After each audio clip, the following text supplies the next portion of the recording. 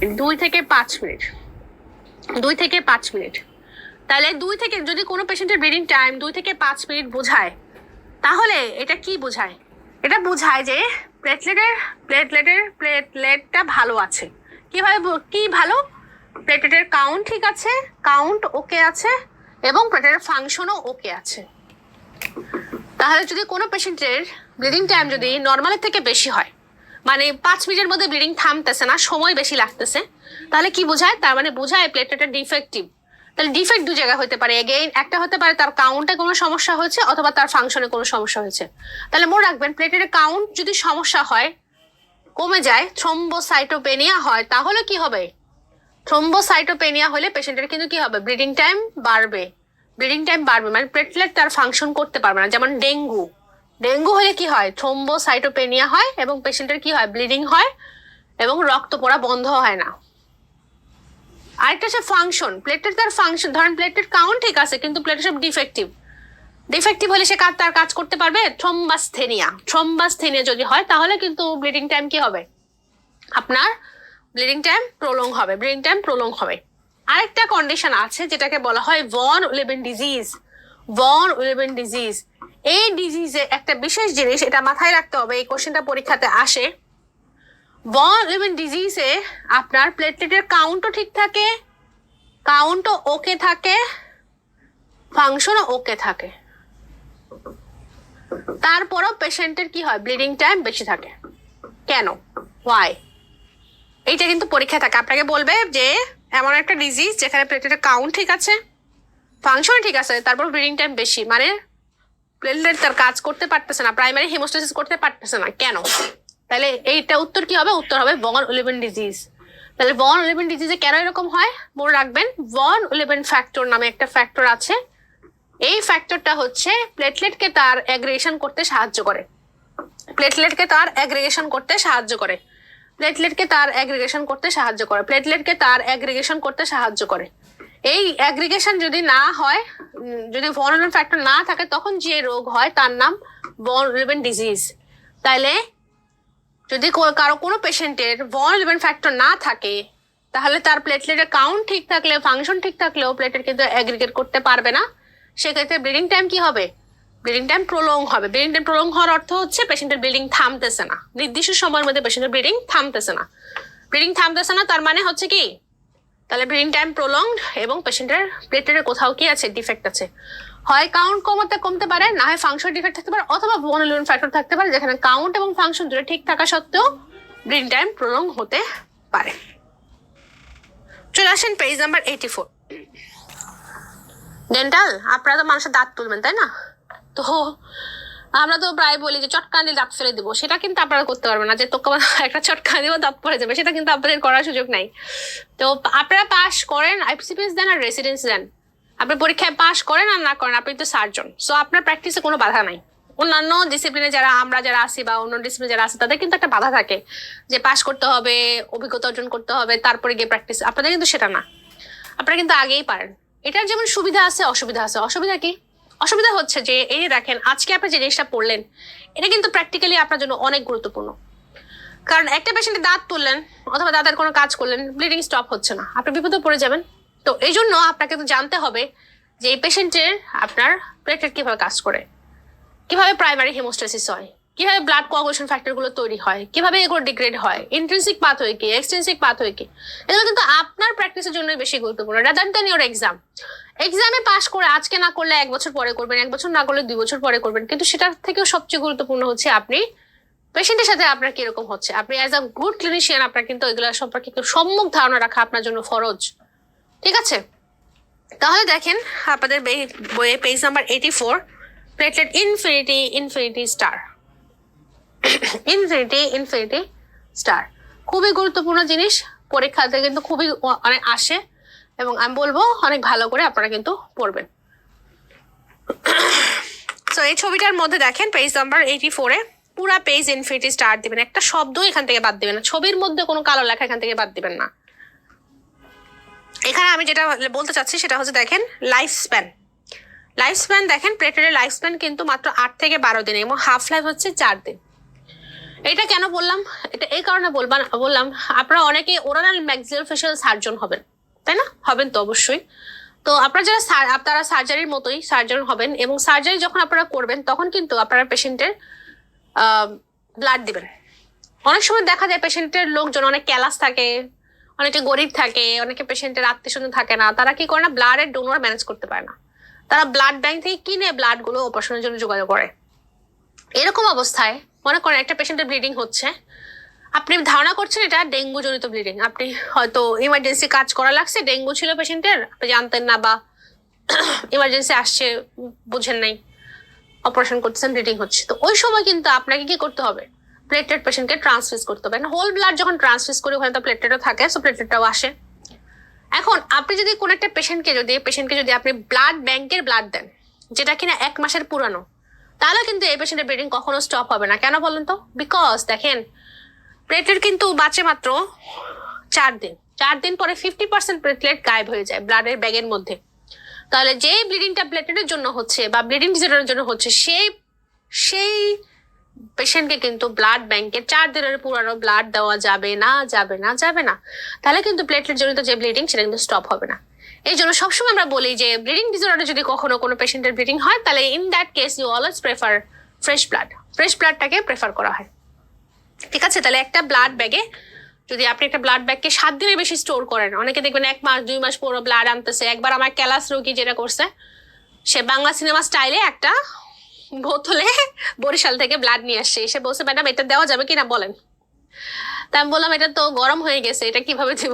সে বলতেছে ম্যাডাম তাহলে ফ্রিজে, লঞ্চের ফ্রিজে হচ্ছে এটাকে রাখা আসছি ম্যাডাম, তাহলে কি হবে না? তো এই দেশের মানুষ অনেক রকম হবে, বাট মনে রাখবেন আপনি আপনার নলেজ দিয়ে নিজের এবং পেশেন্টের ভালো করবেন, এটাই হচ্ছে আপনার কাজ। তো এই জন্য আপনাকে এইগুলো সম্পর্কে জানতে হবে। পরীক্ষায় পাশ করবেন অবশ্যই, আজ না করলে কাল করবেন, কিন্তু আপনার নিজস্ব যা দায়িত্ব হচ্ছে জিনিসগুলো সম্পর্কে একদম ভালো আইডিয়া রাখা। পেজ নাম্বার 84 প্লেটলেট খুবই important infinity star. Page number 85 দেখেন সাইটোপ্লাজম আউটার লেয়ার দাগ দেন। গ্লাইকোপ্রোটিন গুলো বলছিলাম যে বিভিন্ন জিনিসের সাথে অ্যাডজাস্ট করবে, অ্যাটাচমেন্ট করে। দেখেন addition to collagen, attachment to von Willebrand factor, attachment to fibrinogen. Development platelet পড়াই ফেলছি, দাগ দেন। তার নিচে দেখেন destruction of platelet, substance secreted by platelet, এগুলো সব পড়াইছি। থ্রম্বোক্সিন A2 রিলিজ করে। তারপর দেখেন page number 86 from cytoplasmic granules. একটা কোশ্চেন দেখাই, দেখেন following are release from dense granules of platelet. উত্তর কি দিবেন? আমরা পড়ছি স্যাক, তাই না? ডেন্স গ্র্যানিউলস কন্টেন্ট কি? স্যাক। তাহলে সেরোটোনিন, এটিপি, ক্যালসিয়াম। তাহলে এরকম প্রশ্ন পরীক্ষাতে আসতে পারে। দেখেন এরকম প্রশ্ন পরীক্ষাতে আসতে পারে। তাহলে দেখেন এরকম প্রশ্ন পরীক্ষাতে আসতে পারে। রিগার্ডিং প্লেটলেট যদি বলি, ফর্মড ইন বোন ম্যারো, অবশ্যই আমরা দেখছি বোন ম্যারো তৈরি হয়। মোর নিউমারাস দেন হোয়াইট সেল, অবশ্যই হোয়াইট সেল থাকে হচ্ছে 4 থেকে 7,000, 11,000। প্লেটলেট থাকে 1.5 লাখ থেকে 4 lakh. Small single lobe nucleus, platelet কোনো নিউক্লিয়াস আছে? নাই, তাহলে false. Increase number after injury and surgery, এটা ট্রু। ট্রমা হলে রিঅ্যাক্টিভলি প্লেটলেটের সংখ্যা বাড়ে, কারণ যখন আপনি ইনজুরি করবেন, সার্জারি করবেন, ব্লাড ভেসেলস ইনজুরি করবেন, তাই না? তাহলে যখন ব্লাড ভেসেল ইনজুরি করবেন তখন ওখানে কি হবে, প্লেটলেট গুলো ইউজ হবে, এবং এর জন্য প্লেটলেট কিন্তু রিঅ্যাক্টিভলি আরো বাড়বে। Alter shape when contact with collagen, আমি দেখেছিলাম যে সে অ্যাক্টিভ হয়ে শেপ চেঞ্জ করে স্টিকি হয়ে সে ওটাকে প্লাগ তৈরির মাধ্যমে ব্লিডিংটাকে স্টপ করে। Page number 86 cytoplasmic granules dental, এটা কিন্তু আপনাদের জুলাই 22, জুলাই 23 এখান থেকে প্রশ্ন আসে। সাইটোপ্লাজমিক গ্র্যানিউলস ইনফিনিটি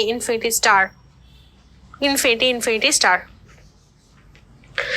এই পুরা পেজ ইনফিনিটি স্টার দেন, পুরা পেজ ইনফিনিটি স্টার দেন। এর নিচে দেখেন ক্লাস নোট লেখা আছে, পাইছেন? এই ক্লাস নোটের মধ্যে একটু লিখে নেন যে platelet can promote blood clotting. তারপর লেখেন প্লেটলেট অ্যাক্টিভেটর হচ্ছে ADP, epinephrine, thrombin, collagen. ADP, epinephrine, thrombin, collagen. যদি বলে পোটেন্ট প্লেটলেট অ্যাক্টিভেটর তাহলে হবে থ্রোম্বিন আর কোলাজেন। যদি বলে পোটেন্ট প্লেটলেট অ্যাক্টিভেটর তাহলে হবে থ্রোম্বিন আর কোলাজেন। যদি এসবিএ তে আসে যে সবচেয়ে বেশি পোটেন্ট প্লেটেড অ্যাক্টিভেটর কোনটা, এর উত্তর হবে কোলাজেন। যদি বলে পোটেন্ট প্লেটেড অ্যাক্টিভেটর কোনটা, এর উত্তর হবে কোলাজেন। খুবই খুবই গুরুত্বপূর্ণ প্লেটেড পরীক্ষার জন্য ইনফিনিটি স্টার দেবেন। নেক্সট যেটা ইনফিনিটি স্টার দিয়ে পড়বেন সেটা হচ্ছে page number 89, blood clotting factors. Blood clotting factors. So blood clotting ফ্যাক্টরের মধ্যে এখানে ক্লটিং ফ্যাক্টরগুলোর নাম আছে। আপনারা যদি আমার কাছে অফলাইনে থাকতেন তাহলে আমি ক্লাসে আপনাকে সবগুলো মুখস্থ করাইতাম, যেহেতু আপনার সাথে নাই এই জন্য আসলে আপনাদেরকে মুখস্থ করানো যাচ্ছে না। এটা নিজ দায়িত্বে আপনাকে একটু পড়ে নিতে হবে। তো এখানে জাস্ট আমার একটা কথাই বলার আছে, ব্লাড ক্লটিং ফ্যাক্টরগুলোর নাম আমাদের সময় যখন আমরা পার্টন পরীক্ষা দিয়েছি, রেসিডেন্সি দিয়েছি, তখন কিন্তু আসতো না। কিন্তু এখনকার সময়ে টিচাররা কঠিন প্রশ্নগুলোকে একটু কঠিন করার চেষ্টা করতেছেন। তারা কিন্তু পরীক্ষাতে ব্লাড ক্লটিং এর ফ্যাক্টরের নাম দিয়ে পরীক্ষায় প্রশ্ন দেন। তো সেটার জন্য আপনাকে ক্লটিং ফ্যাক্টরের নামগুলো পড়তে হবে। পেজ নাম্বার 88, সেরিন প্রোটিয়েস, এটা দাগ দেন, আমি পরে এটা এক্সপ্লেন করতেছি। এটা ইনফিনিটি স্টার দেন। Page number 89, blood clotting factors, infinity star দেন। এবং তার নিচে দেখেন সাইটোসিনথেসিস অফ ক্লটিং ফ্যাক্টরস, এটা ইনফিনিটি স্টার দেন। এখানে দেখেন এন্ডোথেলিয়াম যে লেখা আছে ওখানে লেখেন ফ্যাক্টর 8 তৈরি করে। এন্ডোথেলিয়ামের পাশে লিখে রাখেন পেজ নাম্বার 89 নিচের দিকে, ফ্যাক্টর 8 তৈরি হয় এন্ডোথেলিয়াম থেকে। অ্যান্টি হিমোফিলিক ফ্যাক্টরের অনলি সোর্স লিখে রাখেন, ফ্যাক্টর 8 এর অনলি সোর্স হচ্ছে এন্ডোথেলিয়াম। ফ্যাক্টর 8 এর অনলি সোর্স হচ্ছে এন্ডোথেলিয়াম। এরপর দেখেন পেজ নাম্বার 90। পেজ নাম্বার 90 তে essential coagulant factor infinity star দেন। আর হিমোস্ট্যাসিসটা ইনফিনিটি স্টার দিয়ে রাখেন। আমি পড়াবো আগে, তারপরে হচ্ছে এটা আপনারা বই দেখাবেন, কেমন? আমি আগে পড়াবো যে হিমোস্ট্যাসিস কিভাবে হয়, আমি যখন একটা ব্লিডিং করি তখন কিভাবে হিমোস্ট্যাসিস হয় সেটা আমি পড়াবো। সো আমরা একটা নোট নিই। আপনার যদি বলছিলাম যে যদি একটা ইম্পর্টেন্ট টপিকস আপনি পরীক্ষার জন্য পড়েন তাহলে সেটা কি পড়বেন? প্লেটলেট। যদি আমি আবারও বলছি, যদি দুইটা ইম্পর্টেন্ট টপিকস আপনি পড়েন পরীক্ষার জন্য তাহলে সেকেন্ড টপিকসটা হবে blood haemostasis. Infinity star dental পরীক্ষার জন্য কলমের কালি শেষ করে ফেলেন, দাগায় শেষ করে ফেলেন এই জায়গাটা। ইনফিনিটি স্টার অবশ্যই আপনাকে পড়তে হবে, অবশ্যই আপনাকে পড়তে হবে। এবং এটা বুঝতে হবে এখানে কোনো রকম কনসেপ্ট ক্লিয়ারেন্স রাখা, মানে কোনো রকম ব্যতিক্রম করা যাবে না। আপনি যদি বলেন আপু আমি এখানে বুঝি নাই, তাহলে আপনি এটা রিক্যাপ, যেহেতু আপনার কাছে রেকর্ড থাকবে, আপনি রিক্যাপ করে করে 10 বার দেখেন, স্টিল আপনাকে এটা পড়তেই হবে এবং এটা ভালো করে কনসেপ্ট রাখতেই হবে। একটা প্রশ্ন আসলে এইখান থেকে বা প্লেটলেট থেকে আসবে। যদি ব্লাড হার্মাটোলজির একটা প্রশ্ন পরীক্ষাতে আসে সেটা প্লেটলেট অথবা হেমোস্ট্যাসিস থেকে আসবে। Infinity star. চলে আসেন আমরা পড়বো ব্লাড হেমোস্ট্যাসিস। সো হিমোস্ট্যাসিস বলতে কি বোঝায়? হিমোস্ট্যাসিস মানে হচ্ছে spontaneous arrest of bleeding when minute blood vessels is ruptured. তাহলে spontaneous arrest of bleeding when minute blood vessels is ruptured. Spontaneous কেন বললাম? নিজে নিজে হইতে হবে। অনেক সময় আমরা যখন কাজ করি সার্জনরা তখন হয়, তখন আমরা ডায়াথার্মি মেরে দিলে ব্লিডিং স্টপ হয়ে যায়, এটার কথা বলছি না। কিন্তু আমরা বলছি স্পন্টেনিয়াস অ্যারেস্ট অফ ব্লিডিং, তার মানে নিজে নিজে বন্ধ হইতে হবে এবং যখন ছোট ভেসেলস কাটা যাবে। একটা জিনিস আপনারা মাথায় রাখেন, যদি কোনো পেশেন্টের ক্যারোটিড আর্টারি কাটা যায় অথবা কোনো পেশেন্টের অ্যাবডোমিনাল অ্যাওর্টা কাটা যায়, তাহলে জীবনেও এই পদ্ধতিতে রক্ত পড়া বন্ধ হবে না। আপনাকে তখন একটা সার্জিক্যাল হেমোস্ট্যাসিস করতে হবে। এই হেমোস্ট্যাসিস দিয়ে হবে না। এই জন্য যখন ছোট ভেসেলস কাটা যাবে নিজে নিজে রক্ত বন্ধ হওয়ার যে প্রক্রিয়া সেটাকে বলা হয় হেমোস্ট্যাসিস। হেমোস্ট্যাসিসে 3টা জিনিস হয়, 3 থিংস। হেমোস্ট্যাসিসে 3 থিংস হয়। নাম্বার 1, ভেসোকনস্ট্রিকশন। কনস্ট্রিকশন যখন আপনি কোথাও ধরে কেটে যায় অথবা আপনি কাটলেন, অ্যাজ আ ডক্টর আপনি তো পেশেন্ট কাটতেই পারেন। যখন কাটেন তখন সেখানে কি হয়? টিস্যু ইনজুরি হয়, তাহলে টিস্যু মেডিটো রিলিজ হয়। প্লাস আপনার নার্ভ এন্ডিং গুলো কারণে আপনি ব্যথা পান, যদি কনসাস থাকেন ব্যথা পাবেন। তাহলে এই ব্যথা এবং টিস্যু মেডিটোর এই দুটোর কারণে কি হয়? তখন নিউরাল রিফ্লেক্স হয় এবং আমাদের ব্যথার কারণে কি হয়? ভেসেলগুলো কন্ট্রাকশন করে ব্লিডিংটা কমে যায়। ভেসেল যখন কন্ট্রাক্ট করে ব্লিডিং কমে যায়। তাহলে মনে রাখবেন, যখন আপনি সার্জিক্যাল ইনজুরি করেন একটা পেশেন্টকে তখন কিন্তু টিস্যু ইনজুরি কম হয়, লোকাল মেডিটোর কম রিলিজ হয়, পেশেন্ট ব্যথাও পায় না। এই জন্য পেশেন্টের কি হয় না, ভেসোকনস্ট্রিকশনটা একটু কম হয়, এই জন্য পেশেন্টের ব্লিডিংটা বেশি হয়। কিন্তু অন্যদিকে যখন আপনি একটা পেশেন্টকে বাড়ি মেরে মেরে মেরে মেরে স্কিন ফাটায় তারপর ব্লিডিং করবেন, আপনি খেয়াল করবেন এই ব্লিডিংটা ফ্রি ফ্লোয়িং না, রক্ত জমাট বেঁধে থাকে। কেন? যখন আপনি কোনো একটা পেশেন্টকে বাড়ি মেরে মেরে ব্লিডিং করবেন তখন কি হবে, অনেক মাল্টিপল টিস্যু ইনজুরি হবে। যখন মাল্টিপল টিস্যু ইনজুরি হবে তখন সেই টিস্যু ইনজুরির কারণে বেশি বেশি মেডিটেট রিলিজ হবে ব্লাডে, এবং বেশি বেশি মেডিটেট রিলিজ হয়ে তখন কি হবে, ভেসোকনস্ট্রিকশনটা বেশি হবে, হিমোস্ট্যাসিস তাড়াতাড়ি হবে এবং তাড়াতাড়ি রক্তপাত বন্ধ হবে। যেন আপনি কখনো খেয়াল করে দেখবেন যে যদি আমরা কোনো পেশেন্টকে বাড়ি মেরে পেশেন্ট না মানে মারামারি করে যদি কখনো বাড়ি মারি, তখন কি হয়, রক্তটা চাপ চাপ ধরে রাখে। রাদার দেন অপারেশন করার সময় দেখবেন কাটলেই ব্লিডিং হচ্ছে। তো ওইরকম কিন্তু হয় না। বাড়ি মেরে মেরে যদি আমরা ব্লিডিং করি, হকি স্টিক দিয়ে বাড়ি মেরে যদি কাউকে আঘাত করি, দেখবেন রক্তটা জমাট বেঁধে থাকে, ফ্লোয়িং না। তাহলে মনে রাখবেন, যত বেশি টিস্যু ইনজুরি করবেন তত বেশি ভেসোকনস্ট্রিকশন হবে, তত আগে হিমোস্ট্যাসিস হবে, তত আগে রক্ত পড়া বন্ধ হবে। যত কম টিস্যু ইনজুরি করবেন তত কম মেডিটেট, তত বেশি কম ভেসোকনস্ট্রিকশন, তত বেশি ব্লিডিং। এর জন্য অপারেশনের সময় দেখবেন কাটলে ব্লিডিং হয়। সেকেন্ড স্টেপ, তাহলে হিমোস্ট্যাসিসের সেকেন্ড স্টেপ কি, আপনার primary haemostasis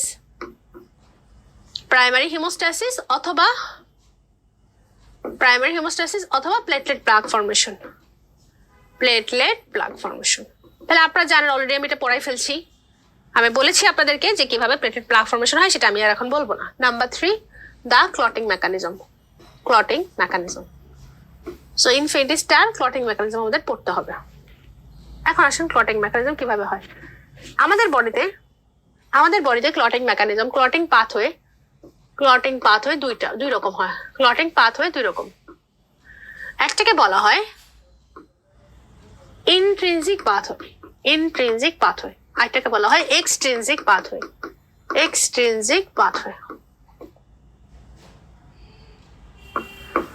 so extrinsic pathway কখন হয় when there is tissue trauma। যখন টিস্যু ট্রমা হয়, any kind of tissue trauma, তখন হচ্ছে এক্সটেন্সিভ পাথওয়েটা ইনিশিয়েট হয়। আচ্ছা, টিস্যু ট্রমাতে কেন হয়? কারণ টিস্যু ট্রমা যখন হয় তখন হচ্ছে টিস্যু ফ্যাক্টর রিলিজ হয়, ফ্যাক্টর 3, ক্লটিং ফ্যাক্টর 3 রিলিজ হয়, এবং এটাকে বলা হয় ফ্যাক্টর 3। সো টিস্যু ট্রমা হলে তখন সেখানে ফ্যাক্টর 3 রিলিজ হয় এবং এখান থেকে পাথওয়েটা ইনিশিয়েট হয়।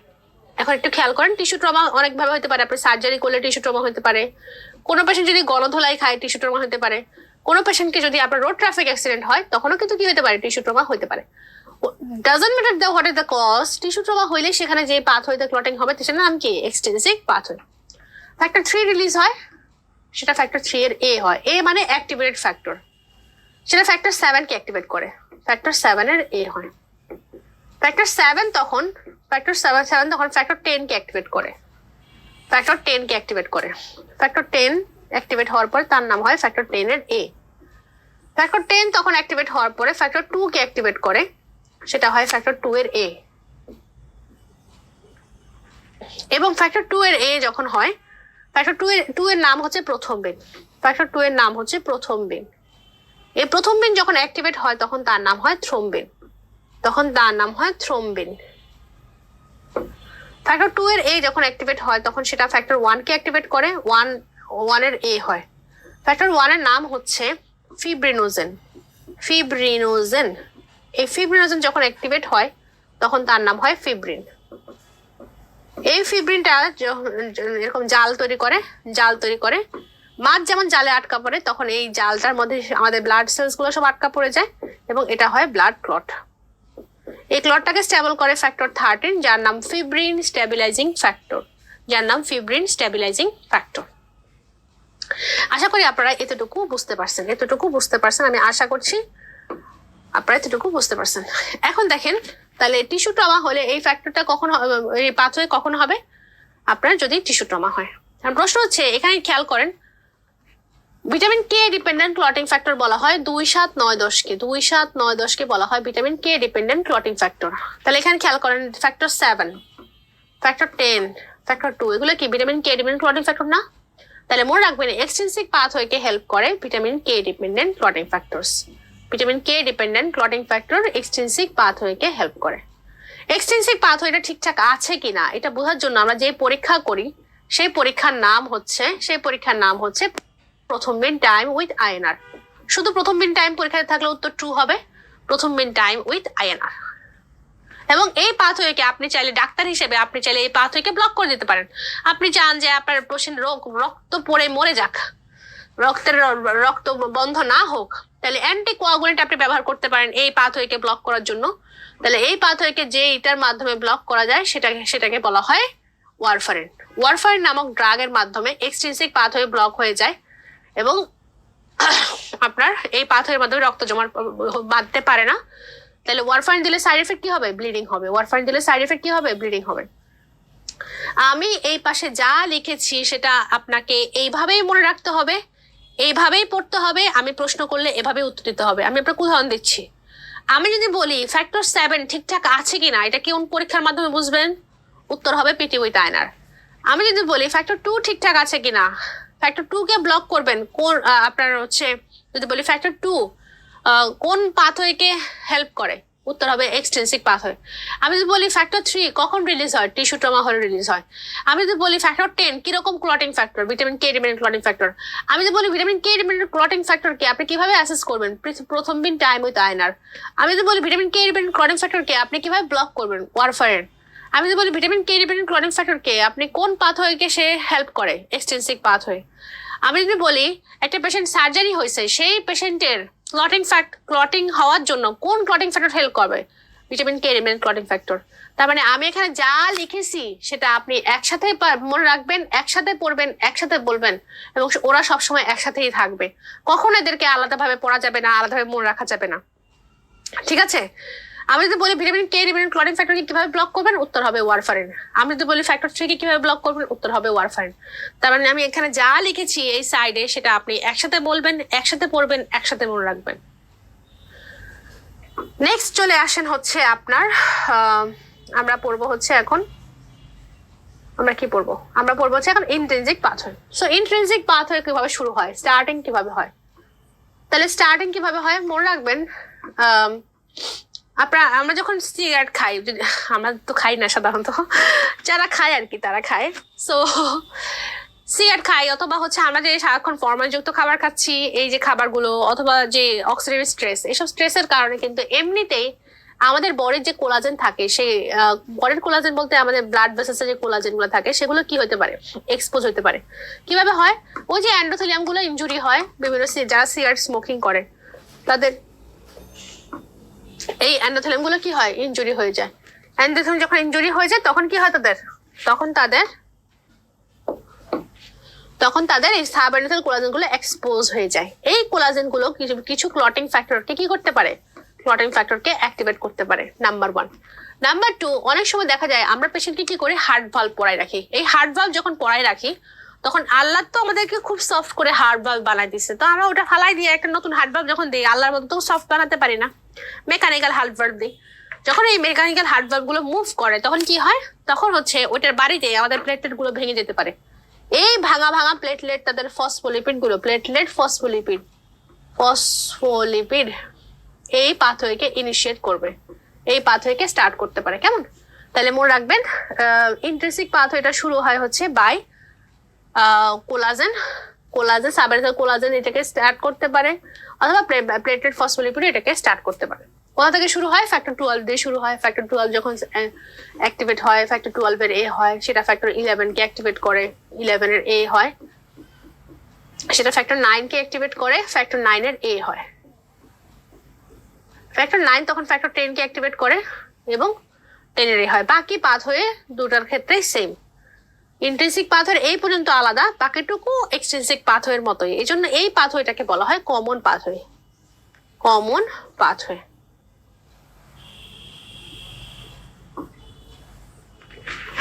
ওকে, এখন দেখেন আপনার এই পাথওয়ের মধ্যে আর কয়েকটা কথা আছে, একটু মনোযোগ দিয়ে শোনেন। সেটা হচ্ছে এই ফ্যাক্টর 9 যখন ফ্যাক্টর 10 কে অ্যাক্টিভেট করে তখন সে হেল্প নেয় ফ্যাক্টর 8 এর হেল্প নেয়। আচ্ছা, এখানে এক কথা বলার মতো যেটা হচ্ছে, আমরা জানি, আমরা একটু পরে একটা ডিজিজ পড়বো, নাম হচ্ছে হিমোফিলিয়া। হিমোফিলিয়া হচ্ছে এমন একটা রোগ যেখানে ফ্যাক্টর 8 এবং ফ্যাক্টর 9 ডিফেক্ট থাকে। তাহলে আমাকে বলেন তো, হিমোফিলিয়া হলে একটা পেশেন্টের কোন পাথওয়েতে প্রবলেম হবে, এক্সট্রিনসিক না ইন্ট্রিনসিক? উত্তর হচ্ছে ইন্ট্রিনসিক পাথওয়েতে, ঠিক আছে? এখানে ফ্যাক্টর 10 যখন ফ্যাক্টর 2 কে অ্যাক্টিভেট করে তখন ফ্যাক্টর 5 এর হেল্প নেয়, এখন আসেন এই পাথওয়েটা ঠিকঠাক আছে কিনা, ইন্ট্রিনসিক পাথওয়ে ঠিকঠাক আছে কিনা, এটা যেই পরীক্ষার মাধ্যমে বোঝা যায়, সেটার নাম হচ্ছে এপিডিটি। এপিডিটির মাধ্যমে আপনি বুঝতে পারবেন যে ইন্ট্রিনসিক পাথওয়ে ওকে আছে কিনা। আর এই পাথওয়েকে ব্লক করার জন্য যে ড্রাগ ব্যবহার করা হয়, যে ওষুধ ব্যবহার করা হয়, তার নাম হচ্ছে হেপারিন। হেপারিনের মাধ্যমে আপনি ইন্ট্রিনসিক পাথওয়েকে ব্লক করতে পারেন। তাহলে আমি যদি বলি হেপারিন ব্লক ফ্যাক্টর 8, উত্তর কি? ট্রু। আমি যদি বলি হেপারিন ব্লক ফ্যাক্টর 3, উত্তর কি হবে? ফলস।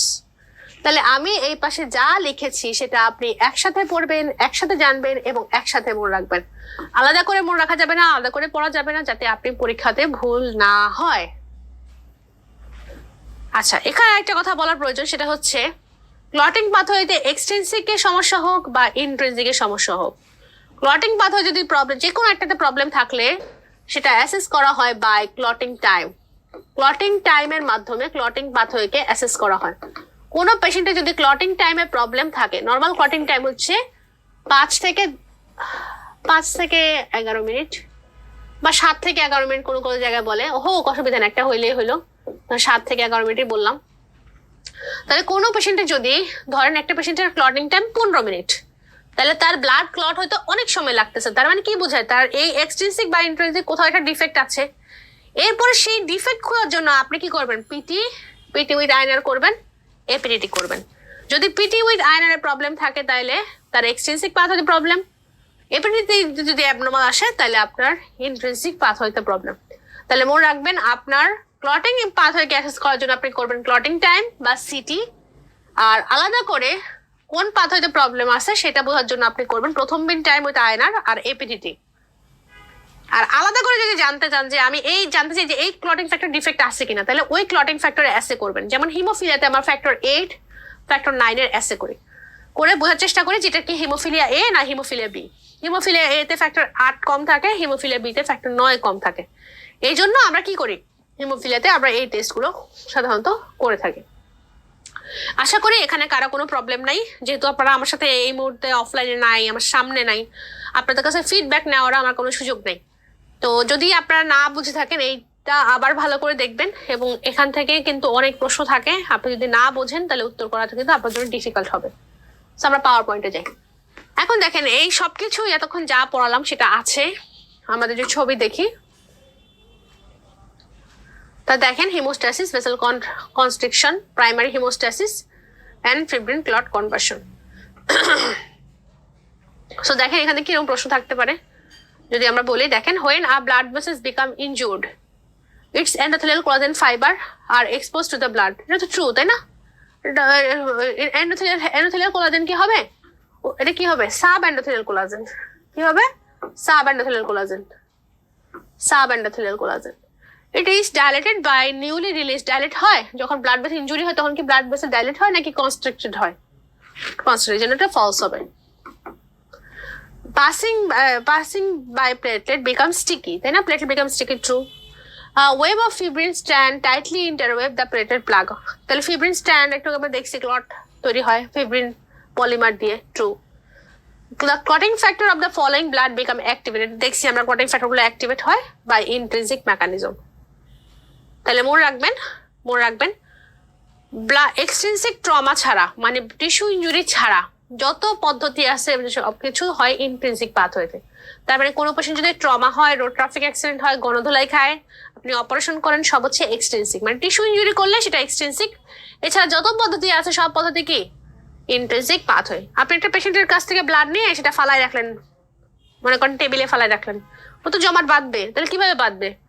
ওটা হচ্ছে by intrinsic pathway. Tissue injury ছাড়া যত পদ্ধতি আছে সব কি ইন্ট্রিনসিক পাথওয়ে। টিস্যু ইনজুরির মাধ্যমে যা ব্লাড ক্লট হবে সেটা হচ্ছে এক্সট্রিনসিক পাথওয়ে। সো এখন দেখেন ব্লাড কোয়াগুলেশন। সো এটা এতক্ষণ যা পড়াইছি সেটা একটা সুন্দর ছবি, এটা আপনারা চাইলে এটা স্ক্রিনশট রাখতে পারেন। একই জিনিস এখানে আছে। তো এখানে যেটা বলার মতো জিনিস সেটা এখানে মনে রাখবেন। ব্লাডের আমার মনে রাখবেন ভিটামিন কে, দেখছেন ভিটামিন কে হচ্ছে আমাদের ইন্ট্রিনসিক পাথওয়েকে সাহায্য করছে, তাই না? সো ভিটামিন কে ইন্ট্রিনসিক পাথওয়েকে সাহায্য করে, এবং ভিটামিন কে কে বলা হয় ভিটামিন কে হচ্ছে এক্সট্রিনসিক পাথওয়েকে সাহায্য করেছে। এক্সট্রিনসিক 2, 7, 9, 10। সো এই 2, 7, 9, 10 যেহেতু সাহায্য করে, এটা থেকে হেল্প করে, এই জন্য ভিটামিন কে কে বলা হয় vitamin of coagulation. Vitamin of coagulation. এরপর দেখেন হচ্ছে আপনার ক্যালসিয়াম। দেখেন ক্যালসিয়াম কিন্তু সে এখানে হেল্প করে, এখানে হেল্প করে, এখানে হেল্প করে। সো ওই জন্য ক্যালসিয়ামকে বলা হয় ion of coagulation. Ion of coagulation, chief ion of coagulation হচ্ছে calcium, chief vitamin of coagulation হচ্ছে ভিটামিন কে। এরপর দেখেন হচ্ছে থ্রোম্বিন। প্রথমবিন যে ফ্যাক্টর 2 যখন অ্যাক্টিভেট হয় তখন তার নাম হয় থ্রোম্বিন। এই থ্রোম্বিনকে বলা হয় কি এনজাইম অফ কোয়াগুলেশন। কি এনজাইম অফ কোয়াগুলেশন, থ্রোম্বিনকে বলা হয় কি এনজাইম অফ কোয়াগুলেশন, থ্রোম্বিনকে বলা হয় কি এনজাইম অফ কোয়াগুলেশন, থ্রোম্বিনকে বলা হয় কি এনজাইম অফ। আমি এত বলার একটাই উদ্দেশ্য, infinity star for SBA, infinity star for SBA. চলে আসেন পেজ নাম্বার। আচ্ছা, এখানে যাওয়ার আগে একটা জিনিস একটু বলেও যাই। এখানে দেখেন একটা জিনিস লাগে, সেটা হচ্ছে প্রথমবিন অ্যাক্টিভেটর পরীক্ষাতে মাঝে মাঝে আসে। যেসব ফ্যাক্টর প্রথমবিন থেকে থ্রোম্বিন বানাতে সাহায্য করে তাদেরকে বলা হয় প্রথমবিন অ্যাক্টিভেটর। আপনি খেয়াল করেন এখানে ফ্যাক্টর 2 যখন 2 এর এ হয়েছিল সেখানে ফ্যাক্টর 10, ফ্যাক্টর 5 ক্যালসিয়াম হেল্প করছিল, তাই না? সেটাই আর কি, সবাইকে একসাথে প্রথমবিন অ্যাক্টিভেটর বলে। তাহলে মনে রাখবেন ফ্যাক্টর 10, ফ্যাক্টর 5, ক্যালসিয়াম আর প্লেটলেট ফসফোলিপিড, এই চারটাকে একসাথে বলা হয় প্রথমবিন অ্যাক্টিভেটর। এরা হচ্ছে ফ্যাক্টর 2 কে অ্যাক্টিভেটর 2 বানায়, মানে প্রথমবিন থেকে থ্রোম্বিন বানায়, প্রথমবিন থেকে থ্রোম্বিন বানায়। তো ফিব্রিনোলাইসিস এগুলো আপনাদের লাগবে না। চলে আসেন page number 90। Page number 90, essential clotting factors. Essential clotting factors এই পুরা পেজে infinity, infinity star, dental infinity, infinity star. আপনি যদি বলেন আপু এখানে কি বাদ দিব, তাহলে আমি বলবো এখানে যত কালো কালির লেখা আছে সব ইনফিনিটি স্টার, শুধু সাদা কালির লেখাগুলো আপনি বাদ দিতে পারবেন। যত কালো কালির লেখা আছে সবগুলো ইনফিনিটি স্টার, শুধু সাদা কালির লেখাগুলো বাদ দিতে পারবেন। Page number 91, blood coagulation. এই পুরো পেজ ইনফিনিটি, ইনফিনিটি স্টার, সব কালো কালির লেখা পড়তে হবে, সাদা কালির লেখা চাইলে বাদ দিতে পারবেন। পেজ নাম্বার 92, সব কালো কালির লেখা ইনফিনিটি স্টার, সাদা কালির লেখাগুলো চাইলে বাদ দেওয়া যাবে। খুবই খুবই গুরুত্বপূর্ণ জিনিস ইনফিনিটি, ইনফিনিটি স্টার। ঠিক আছে, ইনফিনিটি, ইনফিনিটি স্টার। আমি আবারও বলছি, যদি ব্লাড হ্যামাটোলজি থেকে একটা প্রশ্ন থাকে সেটা থাকবে এই দুটো টপিক্সের একটা থাকে, প্লেটলেট এবং ব্লাড হেমোস্ট্যাসিস। সো এখন আসেন ফিব্রিনোলাইসিসটা একটু দেখাই দিই। ফিব্রিনোলাইসিসটা কি, আমাদের বডিতে এমনিতেই তো এনথেলের ইনজুরি হয়। আপনি তো ফরমালিন খাবার কম খাচ্ছি না, তাই না? সবাইকে মরে যাচ্ছি, ব্লাড ক্লট হয়ে কি মরে যাচ্ছি? তা তো মরতেছি না। তার মানে আমাদের বডিতে ব্লাড ক্লট হইলেও সেটাকে আবার ভেঙে ফেলার জন্য সিস্টেম আছে। দেখেন আমাদের বডিতে প্লাজমিনোজেন থাকে যেটা লিভার থেকে তৈরি হয়, ইনঅ্যাক্টিভ থাকে, এটাকে অ্যাক্টিভ করে প্লাজমিনে কনভার্ট করতে হয়। এই অ্যাক্টিভ করার কাজ অনেকেই করে। আপনারা স্টেপটোকাইনেসের নাম শুনে থাকবেন, স্টেপটোকাইনেস নাম শুনেছেন কিনা জানি না, না শোনারই কথা। স্টেপটোকাইনেস হচ্ছে আপনার এমআই, হার্টের এমআই হলে, হার্টে যদি এমআই হয় তখন হচ্ছে আমরা দ্রুত যদি হাসপাতালে নিয়ে যেতে পারি তখন স্টেপটোকাইনেস দেয়। হার্টে যে ব্লকটা থাকে ওটা ছুটে যায়। কিভাবে ছুটায় দেখেন, সে কি করে প্লাজমিনোজেন থেকে প্লাজমিন বানায় এবং ওই যে ফিব্রিন যে ফাইবার মিলে আমার ব্লাড ক্লট তৈরি করছে সেই ফিব্রিন গুলাকে কি করে ভেঙে ফেলে, ভেঙে ফেলে ফিব্রিন ডিগ্রেডেশন প্রোডাক্ট তৈরি করে। তাহলে সেটার মাধ্যমে সে কি করে ভেঙে ফেলতে পারে। আপনারা অনেক সময় ব্লিডিং হলে ট্র্যাক্সিল দেন, তাই না? ট্র্যাক্সিল দেন না? এই ট্র্যাক্সিল কিভাবে কাজ করে? ট্র্যাক্সিল কাজ করে হচ্ছে বাই ইনহিবিটিং দা এই কনভার্সনটাকে সে কি করে ইনহিবিট করে। ট্র্যাক্সিল হচ্ছে এই কনভার্সনটাকে ইনহিবিট করে, প্লাজমিনটাকে ইনহিবিট করে, প্লাজমিন হওয়াটাকে ইনহিবিট করে। তাহলে প্লাজমিন যদি না হয় তাহলে আমার যে ক্লটের যে ফাইবার গুলো আছে, ব্লাড ক্লটের যে ফাইবার, ফিব্রিনোজেন যে ফাইবার গুলো তৈরি করছিল সেগুলো ভাঙতে পারবে না, ক্লটটা স্টেবল থাকে। এই জন্য আপনার ব্লিডিং হলে কি দেন? ট্র্যাক্সিল দেন। সো এটা একটা মেকানিজম আছে বডির মধ্যে ফিব্রিনোলাইসিস। পেজ নাম্বার 93 একটা দাগ দিয়ে রাখতে পারেন। এখন আসেন পেজ নাম্বার 94।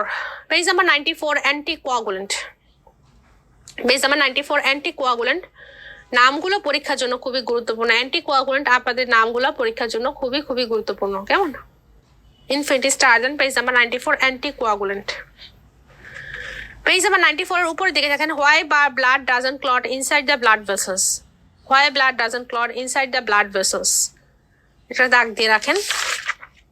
চলে যান page number 97। Page number 97, heparin and ওয়ারফারিনটা একটু বলে দিব, যেহেতু অলরেডি একটু পড়াইছি, ওই যে বলেছি না ইন্ট্রিনসিক এক্সট্রিনসিক পাথওয়ে, এখানে একটু বলে দিব।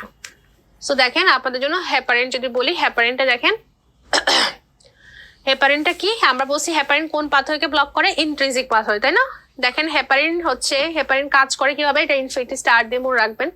হেপারিন কাজ করে বাই অ্যান্টিথ্রোম্বিন 3, অ্যান্টিথ্রোম্বিন 3।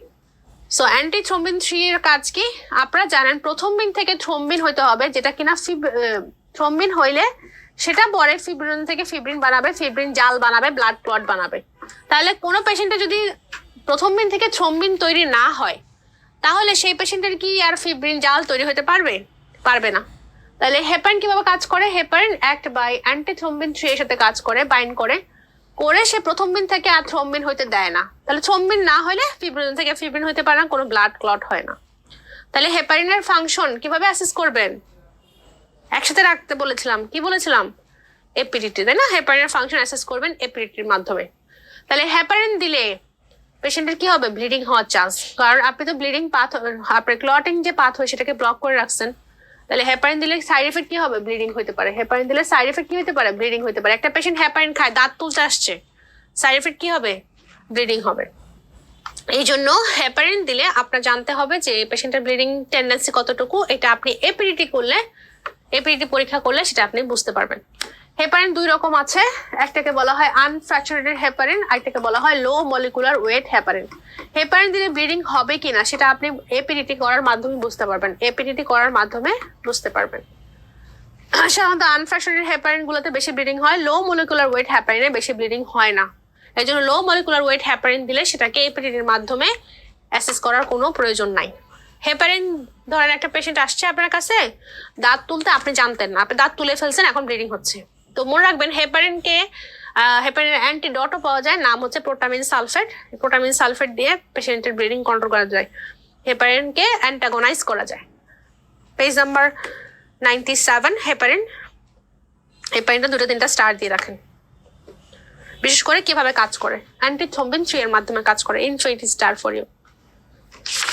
চলে যান পেজ নাম্বার 98, কুমারিন বা ওয়ারফারিন। তো ওয়ারফারিন কোন পাথওয়েকে অ্যাক্টিভেট করে, যদি একটু পড়াইছি, যদি মনে থাকে আপনাদের, ওয়ারফারিন কাজ করে হচ্ছে এক্সট্রিনসিক পাথওয়ে ওয়ারফারিন কাজ করে। আমরা জানি যে 2, 7, 9, 10 ফ্যাক্টর লিভারে তৈরি হয়, এবং এগুলাকে ঠিক করার জন্য, মানে এগুলাকে চার্জ আপ বা অ্যাক্টিভেট করার কাজটা করে হচ্ছে ভিটামিন কে।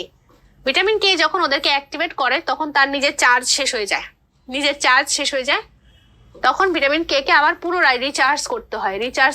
এই রিচার্জ করার কাজটা করে একটা এনজাইম, নাম ভিকর। ভিকরের পুরো নাম হচ্ছে ভিটামিন কে ইপক্সাইড রিডাকটেজ। ওয়ারফারিন গিয়ে এই ভিটামিন, যে এনজাইমটা আছে ভিটামিন কে ইপক্সাইড রিডাকটেজ, এটাকে ব্লক করে দেয়। যখন সেটাকে ব্লক করে দেয় তখন কি হয় না, তখন আর এই ভিটামিন কে এটা চার্জ আপ হতে পারে না, এবং ইনঅ্যাক্টিভ ফ্যাক্টরগুলোকে আর অ্যাক্টিভেট করতে পারে না। তাহলে 2, 7, 9, 10 যদি কমে যায় তাহলে কোনো ক্লটিং হবে না।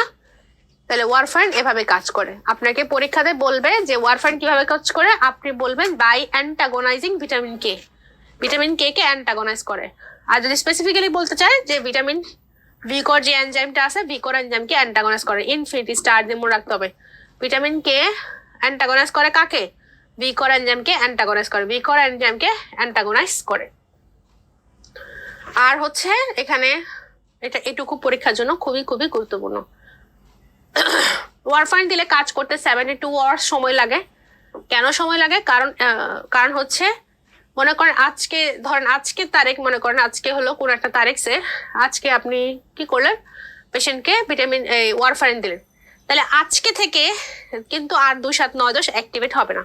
কিন্তু আপনি কিন্তু গতকালকে পেশেন্টের বডিতে কিন্তু কোনো ওয়ারফারিন ছিল না, গতকালকে পেশেন্টের বডিতে 2, 7, 9, 10 অ্যাক্টিভেট হয়েছে। সেই অলরেডি অ্যাক্টিভেটেড ক্লটিং ফ্যাক্টর গুলো বডিতে সাধারণত একবার অ্যাক্টিভেট হইলে ফ্যাক্টর 2 থাকে হচ্ছে 60 ঘন্টা, 60 আওয়ার্স। ফ্যাক্টর 2 বডিতে একবার অ্যাক্টিভেট হলে 60 ঘন্টা থাকতে পারে।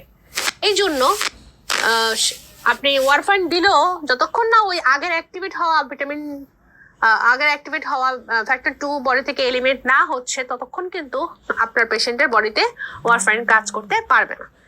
এই জন্য বলে ইমার্জেন্সি অ্যান্টিকোয়াগুলেশনে ওয়ারফারিন দেওয়া যায় না। ইমার্জেন্সি অ্যান্টিকোয়াগুলেশন যদি দরকার হয় তখন আমরা কি দেই, তখন আমরা হেপারিন ব্যবহার করি। পেজ নাম্বার 98, ওয়ারফারিন, এটাও আপনারা 3-4টা স্টার দিয়ে পড়বেন, পরীক্ষার জন্য গুরুত্বপূর্ণ। এতক্ষণ আমি যা পড়াইছি সেটা যদি আপনি বুঝে থাকেন তাহলে আগামী 10-15 মিনিটের মধ্যে আপনার দেখা যাবে আপনি যা পড়াবো আপনি সবটাই ধরতে পারবেন। আর এতক্ষণ যদি আমি যা পড়াইছি সেটা না বোঝেন তাইলে কিন্তু আপনাকে এই জিনিসটা আবার রিক্যাপ করে পুরোটা দেখতে হবে, আদারওয়াইজ আপনি কিন্তু সবগুলোর মধ্যে গোলমাল লাগাই ফেলবেন, বুঝতে পারবেন না। সেই জন্য আমি আবারও বলছি, মনোযোগ দিয়ে আপনি আবার যদি না বোঝেন বা মনে হয় যে না আমি একটু কম বুঝতে পারছি, তাহলে আবার একটু দেখেন, তারপরে এই সেগমেন্টটাতে আসেন। চলে আসেন page number 100, classification of haemorrhagic disorders. Infinity star দিবেন, ইনফিনিটি স্টার দিবেন। ডেন্টাল আপনাদের জন্য খুবই গুরুত্বপূর্ণ। আপনি কিন্তু এগুলো এনকাউন্টার করলে নিজের বিপদ নিজে ডেকে আনবেন। পেশেন্টের জন্য আনসেফ হয়ে যাবেন, নিজের জন্য আনসেফ হয়ে যাবেন, তাই না?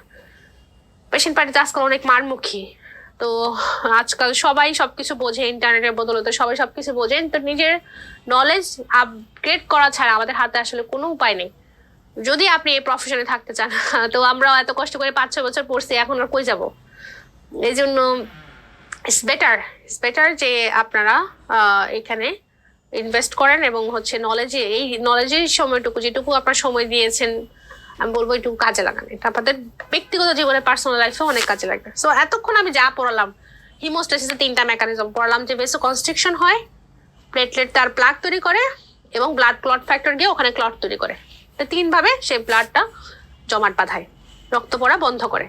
তাহলে কোনো পেশেন্টের যদি এমন হয় যে কোনো পেশেন্টের ব্লাড ভেসেসগুলো খুব ফ্রেজাইল, ব্লাড ভেসেসগুলোই ভেঙে যায়, কোলাজেন ডিসঅর্ডার, এহেলার ডানলস সিনড্রোম অথবা স্কারভি, তাহলে কি হবে? তার ব্লাড ভেসো কনস্ট্রিকশন করার ক্যাপাবিলিটি কমে যাবে এবং পেশেন্টের ব্লিডিং ডিসঅর্ডার হবে।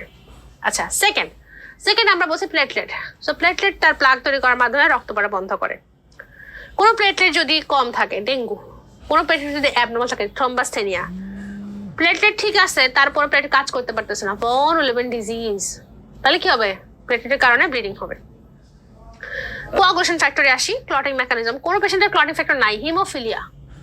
কোনো পেশেন্টের ক্লটিং ফ্যাক্টর ঠিক আছে, কিন্তু তার লিভার নষ্ট হয়ে গেছে, লিভার থেকে 2, 7, 9, 10 তৈরি হয়, সেগুলো তৈরি হতে পারছে না, ক্রনিক লিভার ডিজিজ।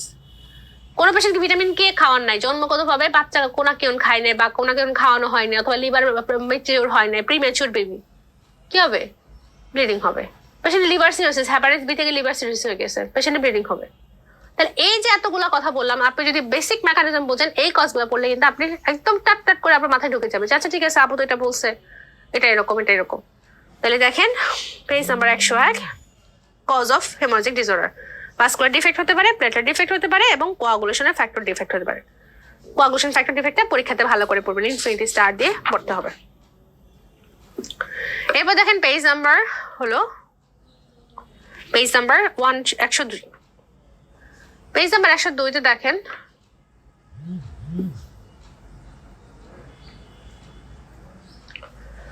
আচ্ছা, পেজ নাম্বার 102, এখানে দেখেন আপনাদের হলো এক্সটেন্সিভ পাথওয়ে, ইন্ট্রিনসিক পাথওয়ে, এগুলো ইনফিনিটি স্টার দেবেন, ইনফিনিটি স্টার দেবেন পুরো পেজ 102 ইনফিনিটি স্টার দেবেন। কেমন? এখানে দেখেন ব্লিডিং টাইম আছে, এটা ইনফিনিটি স্টার দেন। পেজ নাম্বার 103-এ দেখেন ক্লটিং টাইম, এটাও ইনফিনিটি স্টার দেবেন। পেজ নাম্বার 103-এ দেখেন প্রথম বিন টাইম আছে, এটা ইনফিনিটি স্টার। এগুলো ভালো করে পড়বেন। 104 হচ্ছে অ্যাক্টিভেটেড পার্শিয়াল থ্রোম্বোপ্লাস্টিন টাইম, এটাও ইনফিনিটি স্টার দিয়ে পড়বেন। এগুলো বেসিক নর্মাল ভ্যালু না জানলে কিন্তু আপনি পরীক্ষাতে অত ভালো বুঝতে পারবেন না। আমার মনে হয় এটা বেসিক ভ্যালু থাকলে ভালো। আপনি বেসিক ভ্যালু জানলে ক্লিনিক্যাল কোশ্চেনে, আজকাল কিন্তু এফসিপিএস এ আপনার ক্লিনিক্যাল কোশ্চেনগুলো খুব আসতেছে, তো তখন অনেক সময় দেখা যাবে আপনাকে এরকম ভ্যালু দিয়ে পরীক্ষাতে প্রশ্ন দিবে, তখন কিন্তু আপনি পারবেন না। এই জন্য চেষ্টা করবেন যে বেসিক ভ্যালুগুলো মনে রাখার, ব্লিডিং টাইম কত, ক্লটিং টাইম কত, প্রথম বিন টাইম কত, এগুলো মনে রাখলে আপনি ওই অ্যান্সার করতে আপনার জন্য সুবিধা হবে। পেজ নাম্বার 106, এখন আসেন কিছু ক্লিনিক্যাল কন্ডিশন নিয়ে আমরা ডিসকাস করি, তারপর আমাদের পড়া প্রায় শেষ। সো এখন চলে আসেন 106, হিমোফিলিয়া। সো এটা ইনফিনিটি স্টার, এখান থেকে জানুয়ারি 23-এ প্রশ্ন আসছে, সো এটা আমরা একটু পড়াবো। এখন আসেন হিমোফিলিয়া। সো এই যে হিমোফিলিয়া জিনিসটা কি? হিমোফিলিয়া হচ্ছে ফ্যাক্টর 8 আর ফ্যাক্টর 9 এর যে ডিফেক্ট, এটা যে ডেফিসিয়েন্সি থাকে সেটাকে বলা হয় হিমোফিলিয়া।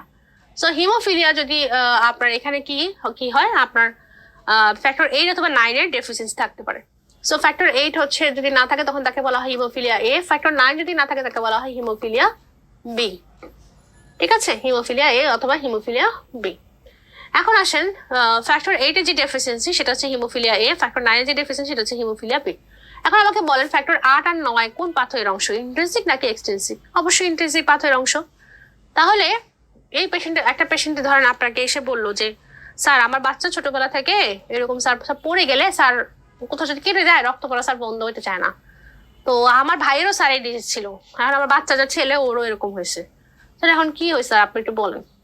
আপনার কাছে আসলে আমার কাছে ডেন্টাল আপনার কাছে আসবে না, কিন্তু যদি আসতে পারে না, ধরেন আপনি তো ডেন্টাল ডক্টর, কিন্তু আপনাকে তো আপনার আত্মীয় স্বজনরা অনেক বড় ডাক্তার মনে করে, আপনার কাছে তারা হচ্ছে পাইলসের প্রবলেম নিয়ে আসবে, তারা ক্যান্সারের প্রবলেম নিয়ে আসবে, সবকিছু নিয়ে তারা আপনার কাছে আসবে। তারা তো আর বোঝে না যে ডেন্টাল ডক্টর যে সে এগুলো হয়তো কম বুঝবেন বা এরকম আইডিয়া কম থাকতে পারে, সেটা তারা বোঝে না। আবার আমাদের কাছে সেম, আমাদের কাছেও কিন্তু তারা হচ্ছে এরকম নিয়ে আসেন যে আমাদের কাছে বলেন যে আপনারা কেন দাঁতের সমস্যার কথা পারেন না, দাঁতের সমস্যার জন্য কেন আমাদের কাছে ডাক্তার যেতে পাঠান। তো এরকম আসলে বাংলাদেশের মানুষকে নিয়ে অনেক প্রবলেম, আমাদের এগুলো বলে আমরা সময় নষ্ট না করি। বাট এরকম আপনার কাছে আসতেই পারে যে এসে বলতে পারে যে আমার এরকম বাচ্চার প্রবলেম, তো আপনি আমাকে এখন এটা বলেন কেন হয়েছে, বা আপনাকে আপনার কেন একজন আত্মীয়ই বললো যে এটা বলেন কেন, কিভাবে বা কি। তো তখন আপনি আসলে কিভাবে এটাকে ডায়াগনোসিস করবেন, বা একটা ক্লিনিক্যাল সিনারিও দেওয়া থাকলে কিভাবে বুঝবেন এটা হিমোফিলিয়া। সো এখানে দেখেন আমরা যে কোনো ক্লটিং বা হেমোরেজিক ডিসঅর্ডার বা ব্লিডিং ডিসঅর্ডারকে শুরু করবেন বাই সিবিসি দিয়ে শুরু করবেন। কেন সিবিসি করবেন? To see the haemoglobin. এটা পেশেন্টের ব্লিডিং ডিসঅর্ডার আছে, তাহলে হিমোগ্লোবিনটা দেখতে হবে না, তাকে ব্লাড দিতে হবে কিনা বুঝতে হবে না। ওকে, এখন দেখেন নেক্সট আপনি করবেন ব্লিডিং টাইম বিটি, আপনি করবেন ক্লটিং টাইম সিটি, আপনি করবেন প্রথম দিন টাইম পিটি, এরপর করবেন এপিডিটি। এখন বলেন একটা পেশেন্ট যদি হিমোফিলিয়া এ হয় তখন তার কি কি সমস্যা হবে? ব্লিডিং টাইম নর্মাল থাকবে, কারণ এটা হচ্ছে clotting factor defect. Clotting factor ডিফেক্টে ব্লিডিং টাইমের কোনো সমস্যা হবে না। ব্লিডিং টাইম ডিনোট করে প্লেটলেটকে, আমি আবারও বলছি ব্লিডিং টাইম ডিনোট করে প্লেটলেটকে। প্লেটলেটে যদি কোনো ঝামেলা না থাকে তাহলে ব্লিডিং টাইম নর্মাল থাকবে। ক্লটিং টাইম এখানে ইনক্রিজ হবে কারণ ক্লটিং ফ্যাক্টরের সমস্যা, তাই প্রথম দিন টাইম এখানে নর্মাল থাকবে কারণ ফ্যাক্টর 8 এক্সট্রিনসিক পাথওয়ের অংশ না, সে ইন্ট্রিনসিক পাথওয়ের অংশ। আর ইন্ট্রিনসিক পাথওয়েকে বোঝা যায় এপিটি দিয়ে, তাই এপিটি এখানে বাড়বে, প্রথম দিন টাইম এখানে নর্মাল থাকবে। ইনফিনিটি স্টার, এবং এটা মনে রাখবেন এটা হচ্ছে একটা এক্স লিঙ্ক ডিজিজ।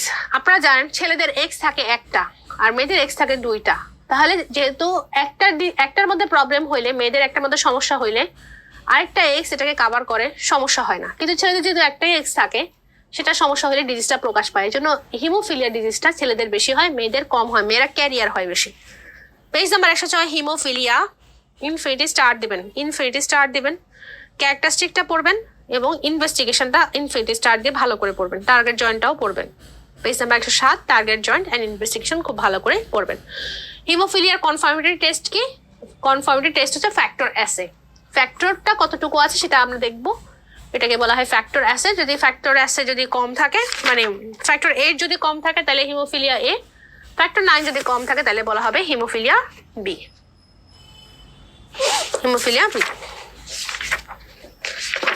এখন আসেন নেক্সট, যদি আমরা যাই পেজ নাম্বার 117। পেজ নাম্বার 117 যদি আমরা আসি, লাস্ট টপিকস আমাদের, এর বেশি আপনাদের পড়তে হবে না। Blood group and blood transfusion. Blood group আর ব্লাড ট্রান্সফিউশনে অলরেডি আপনারা সবকিছুই পারবেন, এখানে আমি জানি এখান থেকে পড়ার কিছুই নেই। এগুলো আমরা ছোটবেলা থেকে পড়ে যা আসতেছে সেগুলাই, ব্লাড গ্রুপ সম্পর্কে, ব্লাড গ্রুপ অ্যান্টিজেন অ্যান্টিবডি এগুলো সম্পর্কে ডিসকাশন। সো এগুলো আপনারা পারেন, এগুলো খুব কঠিন কিছু না, খুবই সহজ জিনিস, এগুলো আমি ডিসকাস করবো না, এগুলো আপনারা ভালো করে পড়ে নিলেই হবে। Page number 117 importance of blood group, এটা ছাড়া বাকি সবটাই আপনি ভালো করে পড়বেন। কি অ্যান্টিজেন আছে, কি অ্যান্টিবডি আছে, এগুলো আপনারা সবাই পড়ে এসেছেন, এগুলো আমি পড়াবো না, এগুলো এখান থেকে পড়ার কোনো প্রয়োজন নাই। সো আপনি জাস্ট এখান থেকে পড়ে নেবেন। Page number 117 infinity star topics এবং ব্লাড গ্রুপ অ্যান্ড ব্লাড ট্রান্সফিউশনটা আপনারা ভালো করে পড়বেন। চলে যান আপনারা page number 118 Bombay blood group. এটা আমি একটু ডিসকাস করবো, বিকজ এটা আপনারা হয়তো একটু কম বুঝতে পারেন, এই জন্য আমি একটু এটা বোঝাবো। সো দেখেন বম্বে ব্লাড গ্রুপ এই জিনিসটা কি, দেখেন এটা বলার জন্য আমাকে সবটাই বলতে হবে, তো ওইখানে বলবো আর কি। আমরা যে ব্লাড গ্রুপ দেখি, হ্যাঁ, সেই ব্লাড গ্রুপ আপনার অনেক রকম হতে পারে। তো কিরকম সেটা আমরা অ্যান্টিজেন আর অ্যান্টিবডি। সো অ্যান্টিজেন আর অ্যান্টিবডি, এই অ্যান্টিজেন আর অ্যান্টিবডিটা হচ্ছে আপনার কি ব্লাড গ্রুপটাকে ডিনোট করে। আমরা জানি ব্লাড গ্রুপের মধ্যে A group, B group, AB group, O group আছে। সো আমাদের এইগুলার কিভাবে হয় সেটা হচ্ছে দেখেন, এ গ্রুপের মধ্যে এ অ্যান্টিজেন থাকে, বি গ্রুপের মধ্যে বি অ্যান্টিজেন থাকে, এবি গ্রুপে এ আর বি দুটোই থাকে, ও গ্রুপে কোনো অ্যান্টিজেন থাকে না। আর অ্যান্টিবডির মধ্যে এ গ্রুপের অ্যান্টিজেন হচ্ছে অ্যান্টিবডি হচ্ছে অ্যান্টি বি, আর বি গ্রুপের অ্যান্টিবডি হচ্ছে অ্যান্টি এ। এ বি গ্রুপে কোনো অ্যান্টিবডি থাকে না, ও গ্রুপে দুইটাই থাকে, অ্যান্টি এও থাকে আবার অ্যান্টি বিও থাকে। ওকে, এখন দেখেন এখন সমস্যাটা কি হয়। সমস্যা হয় একটা তৃতীয় একটা ব্লাড গ্রুপ আছে যার নাম Bombay blood group, Bombay blood group. So এই বম্বে ব্লাড গ্রুপ জিনিসটা কি? দেখেন বম্বে ব্লাড গ্রুপ দেখতে হচ্ছে এর মতো, তার মানে তার কি আছে, অ্যান্টি এ আছে, অ্যান্টি বি আছে। তাহলে সমস্যা কি? সমস্যা হচ্ছে এই জায়গায়। মনে রাখবেন আমাদের এই যে ব্লাড গ্রুপ অ্যান্টিজেন গুলা, এই অ্যান্টিজেন গুলো যার বাচ্চা মানে যার পেট থেকে বাইর হয় তার নাম হচ্ছে H antigen, H. So H antigen দুইটা বাচ্চা, একটা হচ্ছে এ একটা হচ্ছে বি। সো যেহেতু এই অ্যান্টিজেন আছে, ধরে নেওয়া হয় তার মাও তার সাথে আছে, তার মাও তার সাথে আছে, তার মাও তার সাথে আছে, যার দুইটা বাচ্চাই মরে গেছে, মা জীবিত আছে। কিন্তু মনে রাখবেন বম্বে ব্লাড গ্রুপ হচ্ছে সেই ব্লাড গ্রুপ যেখানে এইচ অ্যান্টিজেনও থাকে না, এইচ অ্যান্টিজেনও থাকে না। আর এইচ অ্যান্টিজেন না থাকলে তার যে অ্যান্টিবডি অ্যান্টি এইচ সেটা থাকে হচ্ছে শুধু বম্বে ব্লাড গ্রুপে অ্যান্টি এইচ। মনে করেন আপনি একটা পেশেন্টের ওটি করলেন, ওরাল অ্যান্ড ম্যাক্সিলোফেশিয়াল সার্জন, অথবা আপনার পেশেন্ট ব্লিডিং হয়েছে, ব্লাড দেবেন, পেশেন্টের ব্লাড গ্রুপ ও নেগেটিভ, ও নেগেটিভ। তাহলে ও নেগেটিভ ব্লাড গ্রুপ, যেহেতু আপনি এইচ অ্যান্টিজেন চেক করেন নাই, আপনি এটা সম্পর্কে আপনার আইডিয়া নাই, আপনি জানেন না, তাহলে আপনি এই বম্বে ব্লাড গ্রুপটাকে আপনি কোন গ্রুপের ব্লাড দিবেন? ও গ্রুপের ব্লাড দিবেন, তাই না? তাই না? ও গ্রুপের মতো দেখতে মনে হচ্ছে, যেহেতু দুইটা অ্যান্টিজেন নাই, অ্যান্টিবডি আছে, তাহলে আপনি কি দিবেন? ও গ্রুপের ব্লাড দিবেন। কিন্তু যখনই আপনি বম্বে ব্লাড গ্রুপকে ও গ্রুপের ব্লাড দিবেন, তখন এই এইচ অ্যান্টিজেনটা এই পেশেন্টের বডিতে ঢুকবে এবং সেটা তার অ্যান্টি এইচ এর সাথে কি করবে? বিক্রিয়া করে মিসম্যাচ ব্লাড ট্রান্সমিশন করবে, মিসম্যাচ ব্লাড ট্রান্সমিশন করবে, হিমোলাইটিক অ্যানিমিয়া হবে। দোষ কার হবে? ডক্টরের হবে। এই জন্য আপনাকে আগে থেকে কনশাস থাকতে হবে, যখনই ও নেগেটিভ ব্লাড গ্রুপ আসবে, you have to check whether it is a Bombay blood group or not. Page number 118, Bombay blood group. তারপর দেখেন ব্লাড ট্রান্সফিউশনের সুবিধা অসুবিধা আছে, page number 118, blood transfusion infinity star দেন। Page number 119, electrolyte imbalance of stored blood, electrolyte imbalance of stored blood. মনে রাখবেন আমরা যখন ব্লাডটাকে ব্যাগে স্টোর করে থাকি, হ্যাঁ, যখন আমরা ব্লাডকে ব্যাগে স্টোর করি, তখন এই ব্লাড ব্যাগের ভেতরে কিন্তু অক্সিজেনের পরিমাণ কমে যায়, অক্সিজেন কমে যায়। কমে গেলে তখন অ্যানারবিক গ্লাইকোলাইসিস হয়, তখন সেখানে ল্যাকটিক অ্যাসিড প্রোডাকশন হয়, ল্যাকটিক অ্যাসিড। ল্যাকটিক অ্যাসিড যেহেতু প্রোডাকশন হয়, তখন এই ব্যাগটা যদি আপনি দেন, তখন পেশেন্টের মেটাবলিক অ্যাসিডোসিস হবে, অ্যাসিডোসিস হবে। ওকে, আপনি দেখেন আমাদের এখানে যখন কি হয়, যেহেতু আপনার এটিপি আস্তে আস্তে কমতে থাকে, সেই জন্য সোডিয়াম পটাশিয়াম পাম্প আরবিসি যে থাকে, সেই আরবিসির মধ্যে সোডিয়াম পটাশিয়াম পাম্পটা কি হয়? নষ্ট হয়ে যায়। তাহলে সোডিয়াম পটাশিয়াম পাম্প নষ্ট হয়ে গেলে আরবিসির মধ্যে পানি ঢোকে এবং আরবিসিটা সোয়েল হয়ে বাস্ট হয়ে যায়। এই জন্য এইটার মধ্যে কি থাকে? পটাশিয়ামটা বেশি থাকে, পটাশিয়াম বেশি থাকে। ওকে, যতদিন আপনি ব্লাড ব্যাগে স্টোর করবেন, তাহলে আস্তে আস্তে কি হবে? ব্লাডের মধ্যে আপনার 2-3 ডিপিজির পরিমাণ কম থাকে, 2-3 ডিপিজির পরিমাণ কম থাকে। 2-3 ডিপিজি কম থাকলে সেই ব্লাড দিলে সেই ব্লাডের অক্সিজেন ক্যারি করতে পারে, কিন্তু অক্সিজেন ডেলিভারি করার ক্যাপাসিটি কম থাকে। তাহলে ব্যাগের ব্লাড দিলে, অনেকদিন ব্যাগে আছে এরকম ব্যাগের ব্লাড দিলে 2-3 ডিপিজি কি হবে? কমে যাবে। এবং 2-3 ডিপিজি কমে গেলে তখন কিন্তু আপনার কমে গেলে সেই ব্লাডের অক্সিজেন ডেলিভারি ক্যাপাসিটি কমে যায়, অক্সিজেন ডেলিভারি ক্যাপাসিটি কমে যায়, ক্যাপাসিটি কমে যায়। ওকে, নেক্সট যদি আমরা আসি, আরেকটা জিনিস মনে রাখবেন, আমরা বলেছি 4 দিন পরে কোনো প্লেটলেট সংখ্যা 50% কমে এবং 8 দিন পরে বলতে গেলে কোনো প্লেটলেট থাকে না। যেন পুরানো ব্লাড দিলে প্লেটলেট রিলেটেড যদি কোনো ব্লিডিং ডিসঅর্ডার হয়, তাহলে কিন্তু পেশেন্টের ওই ব্লাড দিলে লাভ হবে না। পেজ নাম্বার 119, ও আচ্ছা, ক্যালসিয়ামও কমে যায়। কেন ক্যালসিয়াম কমে? কারণ আমরা সাধারণত সাইট্রেট বেসড অ্যান্টিকোয়াগুলেন্ট ব্যবহার করি, সাইট্রেট বেসড অ্যান্টিকোয়াগুলেন্ট ব্যবহার করি, সাইট্রেট বেসড অ্যান্টিকোয়াগুলেন্ট ব্যবহার করে। এই সাইট্রেটটা হচ্ছে ক্যালসিয়ামের পরিমাণ কমা যায়। এই জন্য দেখবেন ব্লাড 3 ব্যাগ ব্লাড দেওয়ার পরে আমরা বলি ক্যালসিয়াম দাও, ক্যালসিয়াম দাও, because of this. Page number 119, imbalance of stored blood, infinity star দেন। পেজ নাম্বার 119 এর নিচে দেখেন কমপ্লিকেশন অফ ব্লাড ট্রান্সফিউশন আছে, হ্যাজার্ড অফ ব্লাড ট্রান্সফিউশন আছে, এগুলো আগে রাখেন। লাস্ট চলে আসেন একটা জিনিস পড়বো পেজ নাম্বার 121 এ, সেটা হচ্ছে আপনার কোন ব্লাডের কোন কোন কম্পোনেন্ট কোন কোন টেম্পারেচারে আপনি স্টোর করবেন, কোন কোন কম্পোনেন্ট কোন কোন টেম্পারেচারে স্টোর করা হয়। দেখেন আমরা সাধারণত যে যদি বলি এটা একটা চার্টের মাধ্যমে বুঝাই দিই লাস্ট একটা জিনিস। সো একটা ব্লাড, প্রথম যে ছবিটা দেখছিলাম সেই ছবিটা দিয়ে আমরা শেষ করি। তাহলে আমরা পড়ছিলাম এটা হচ্ছে আরবিসি, এটা হচ্ছে বাফি কোড,